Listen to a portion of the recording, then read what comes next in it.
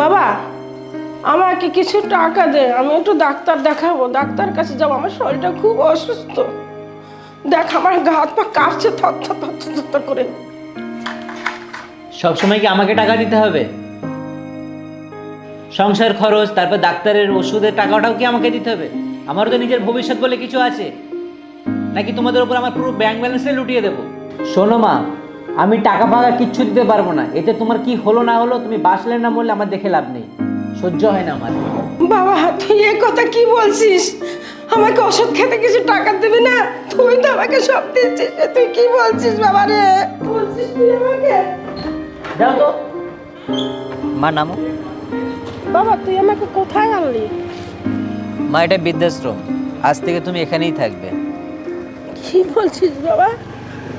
মা, তুমি জানো সংসারের কত খরচ, তাছাড়া তোমার বয়স বেড়েছে, ওষুধপত্র কিনতে হয়, এত টাকা আমি কোথায় পাবো? তোমার নাতিপুতিরা দামি দামি স্কুলে পড়ে, আর তোমার বৌমাও তোমাকে নিয়ে আর পাচ্ছে না, আমাকে দিনরাত অশান্তি করে আমার সাথে। তুমি আজ থেকে এখানেই থাকবে, চিন্তা করো না, আমি মাঝে মাঝে এসে দেখে যাবো তোমাকে। হাই কপাল, আমার এই কপালে ছিল। এই কি বলিস তুই বাবা? তুমি এখানে থাকবে, চিন্তা করবে না, আমি আসবো তোমাকে দেখে যাব, আমি প্রায় আসবো তোমার কাছে। হ্যাঁ, এই কি বলিস? তাছাড়া এখানে অনেকেই থাকে তোমার মতো। দাদা, মাকে এখানে কোথায় নিয়ে এসেছিস? মা আসতে বৃদ্ধাশ্রমে থাকবে। বৃদ্ধাশ্রমে কেন?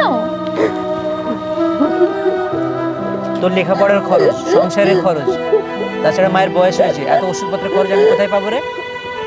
ঠিক আছে, তোকে দেখতে হবে না মাকে, মাকে আমি দেখবো। তুই দেখবি, তুই পয়সা কোথায় পাবি? আজ থেকে আমি পড়াশোনার সাথে সাথে কাজও করব, করে মায়ের খরচা আমি চালাবো। মা চলো। বড় বড় কথা সবাই বলে, শোন, মুখে বড় বড় কথা বলা যায়, চালিয়ে দেখ একবার, যত সব।